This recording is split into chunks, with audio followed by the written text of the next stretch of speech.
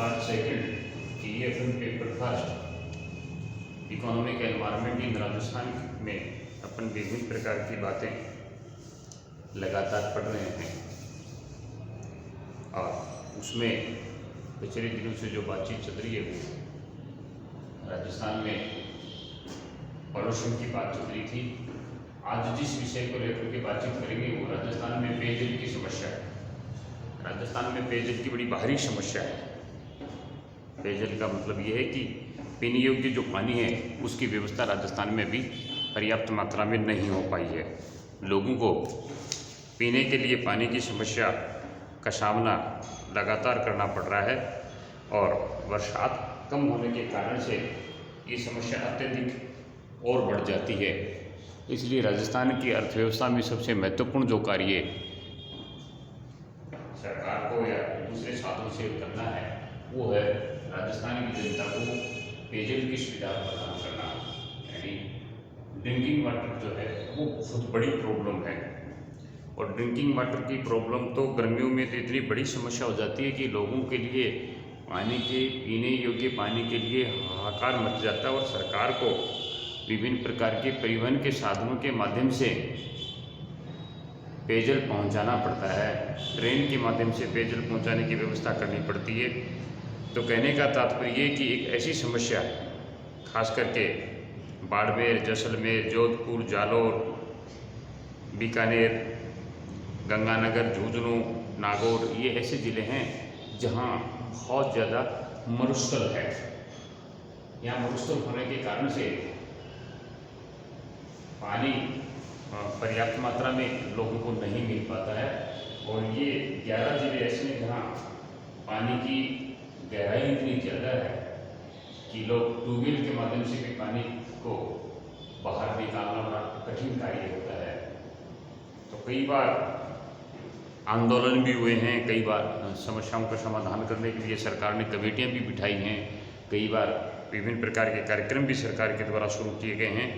लेकिन यहाँ रेतीले टीले हैं, बालू मिट्टी है। खास करके जैसलमेर और बाड़मेर में तो 5-5, 6-6 किलोमीटर तक आपको 80-80, 60-60 फुट ऊंचे रेतीले टीले मिलेंगे। जैसे पहाड़ दिखते हैं वैसे ये बालू मिट्टी के जो टीले हैं वो दिखाई देंगे आपको, जहाँ पानी की बात तो दूर किसी प्रकार की वनस्पति नहीं नजर आती। और वर्षा का जो औसत है वो बहुत कम मात्रा में है। तो औसत कम होने के कारण से भूगर्भ का जो पेयजल है वो भी कम मात्रा में है। तो ये कम से कम 15 ज़िले राजस्थान के ऐसे हैं जहाँ पेयजल की विकट समस्या रहती है और पानी निकालना अपने आप में एक बहुत ही कठिन कार्य है, क्योंकि सामान्य जो कुओं की गहराई है वो 100 मीटर तक होती है। सामान्य गहराई है 100 मीटर तक होती है। तो या तो आप रस्सी के माध्यम से या पशु के माध्यम से पानी को सींचने का कार्य करते हैं। वो गर्मियों के दिनों में धीरे धीरे करके सूख जाता है,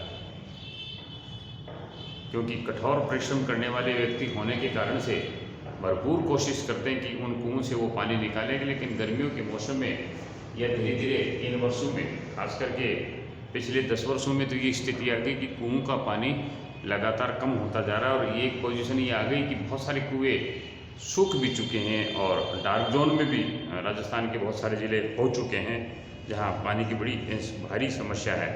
तो इन समस्याओं को समाधान करने के लिए हमारे सरकार ने धीरे धीरे विभिन्न प्रकार की पेयजल योजनाओं की शुरुआत की है और उन पेयजल योजनाओं में हैंडपंप का निर्माण करने का कार्य किया है।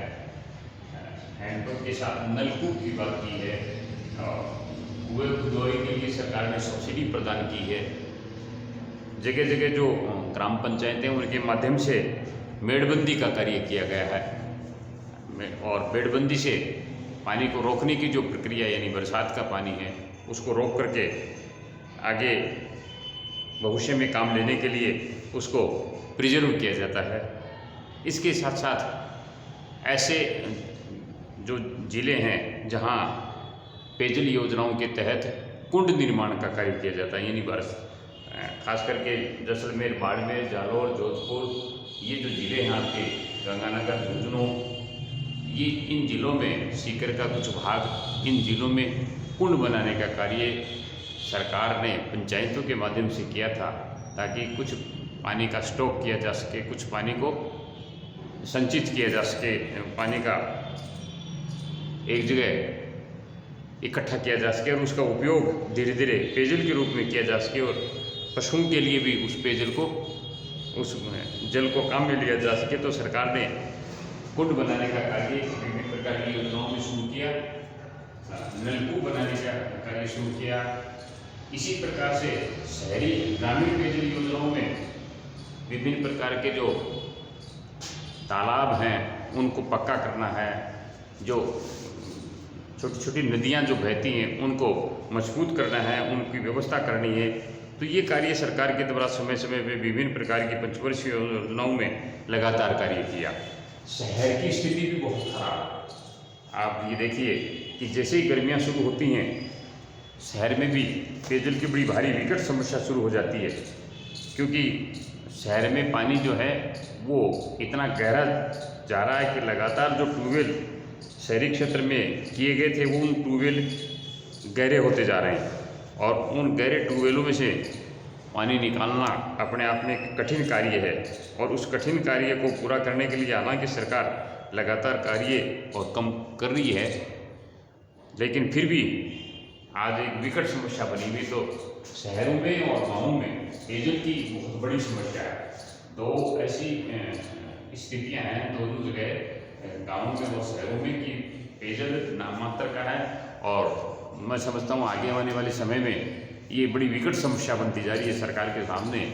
अगर इस जल ग्रहण जैसे कार्य, जल संग्रहण जैसे कार्य, जल का संचयन जैसे कार्य, या प्रसाद का जो जल बह करके चला जाता है उसको अगर सुरक्षित और संरक्षित नहीं किया गया, जैसे अभी सरकार ने एक स्कीम चलाई थी कि सभी सरकारी दफ्तर हैं, सरकारी जो बिल्डिंग हैं, उनका जो पानी है वो भूगर्भ जल में रिचार्जिंग के लिए पाइपलाइन डाल करके किया जाएगा। तो ये एक अच्छा कदम है सरकार के द्वारा जो किया जा सकता है। अगर इस तरह की योजना लगातार की जाती हैं तो हो सकता है कुछ जल का स्तर जो है वो ऊपर आए, और जल का स्तर अगर ऊपर आता है तो जितने भी हमारे हुए नलकूप बने हुए हैं, जितने भी हैंडपम्प बने हुए हैं, उन सभी हैंडपम्प और नलकूपों में पानी का स्तर भी ऊपर आएगा और पानी को निकालना आसान हो जाएगा।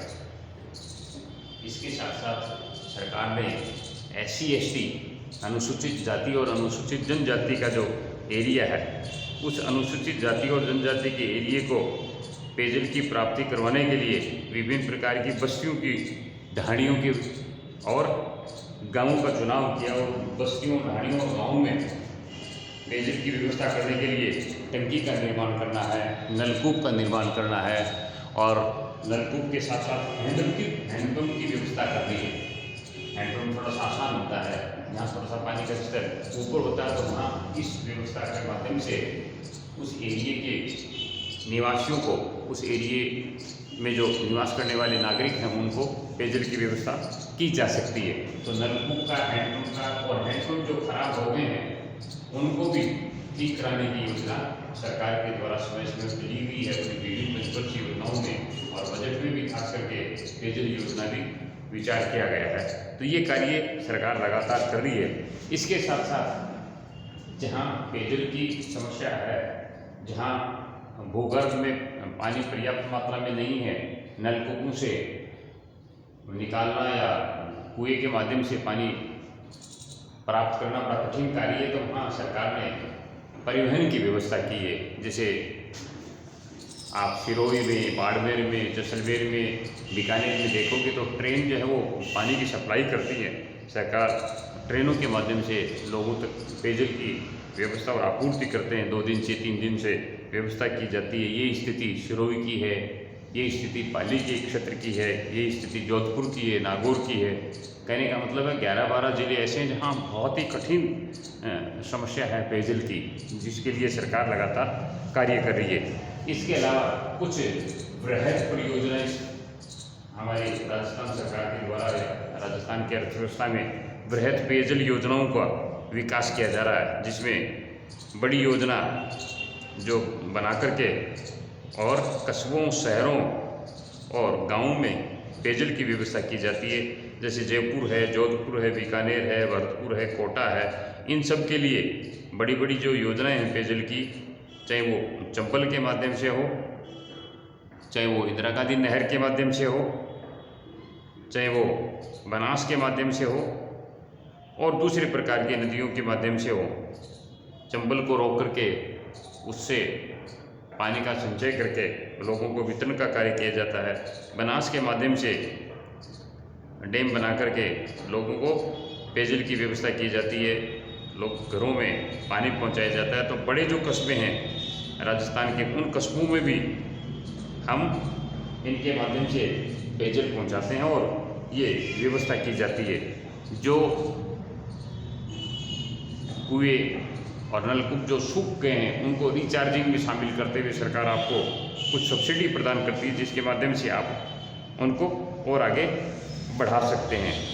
तो जो बड़ी परियोजनाएं हमारी जो विभिन्न प्रकार के जल स्रोतों को इकट्ठा करने की है, जो गाँवों में और शहरों में पानी पहुंचाने का कार्य किया जा रहा है, ये सरकार इसको लेकर के काफ़ी सचेष्ट और तेज गति से कार्य करी है। जैसे मैंने आपको बताया, नर्मदा नदी पे भी ये काम हो रहा है, बिशनपुर बांध का भी यही काम हो रहा है और विभिन्न प्रकार के जो इंदिरा गांधी नहर परियोजना वो भी यही काम किया जा रहा है। और सीकर झुंझुनू तक यानी गंगानगर, हनुमानगढ़, बीकानेर, सीकर, झुंझुनू, चूरू, ये जो जिले 5-7 उन जिलों में इस इंदिरा गांधी परियोजना के माध्यम से जल पहुंचाने का कार्य किया जा रहा है। उधर करौली, भरतपुर और कुछ एरिया धौलपुर का है, वहाँ चंबल के माध्यम से किया जा रहा है।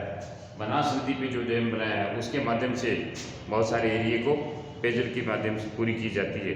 तो राजस्थान में जो बड़ी समस्या है, इससे पहले अपन ने पॉल्यूशन की समस्या के बारे में विचार किया था, और दूसरी ये बड़ी समस्या है पेयजल की, जिसको पूरा करने के लिए सरकार विभिन्न प्रकार की परियोजनाओं में पर्याप्त मात्रा में बजट रखती है और उस बजट के माध्यम से लोगों को पेयजल की आपूर्ति करती है। स्वच्छ पेयजल के लिए आरओ की व्यवस्था की गई है, जो पानी को शुद्ध बनाता है, या यूँ कह लीजिए आजकल जो बाज़ार में पैक्ड जो पेयजल बिकता है वैसा ही तैयार करके देता है, जिसमें फ्लोराइड की मात्रा कम हो जाती है।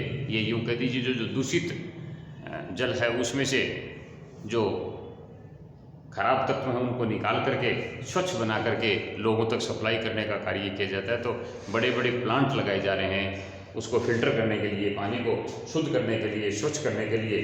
तो सरकार लगातार प्रयत्न कर रही है। इन सब बातों के बावजूद भी सरकार के सामने एक बड़ी विकट समस्या ये है कि राजस्थान की भौगोलिक और प्राकृतिक स्थिति ऐसी है कि यहाँ पेयजल की समस्या हमेशा बनी रहने की संभावना रहती है, क्योंकि एक तो यहाँ जो बरसात का औसत है वो बहुत कम मात्रा में है और वर्षा जो है वो बहुत कम होती है, और वर्षा कम होने के कारण से जो भूगर्भ का जल है उसको संचय करना बड़ा मुश्किल है।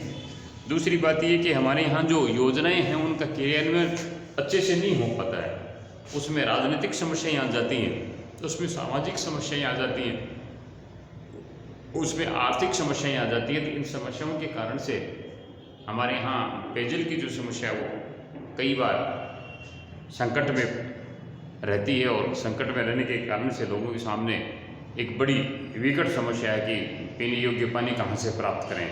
और सबसे पहले व्यक्ति को भोजन और भोजन से पहले पानी या पेयजल की आवश्यकता पड़ती है। हालांकि सरकार लगातार प्रयत्न कर रही है और अकाल लगातार पड़ता है, वर्षा कम होने के कारण से पेयजल की समस्या बनी रहती है। इन सब समस्याओं के बावजूद भी सरकारी प्रयत्न से जलापूर्ति करने की कोशिश विभिन्न प्रकार की योजनाओं के माध्यम से की जाती है, जिससे राजस्थान की अर्थव्यवस्था सुदृढ़, मजबूत और अच्छी बन सके।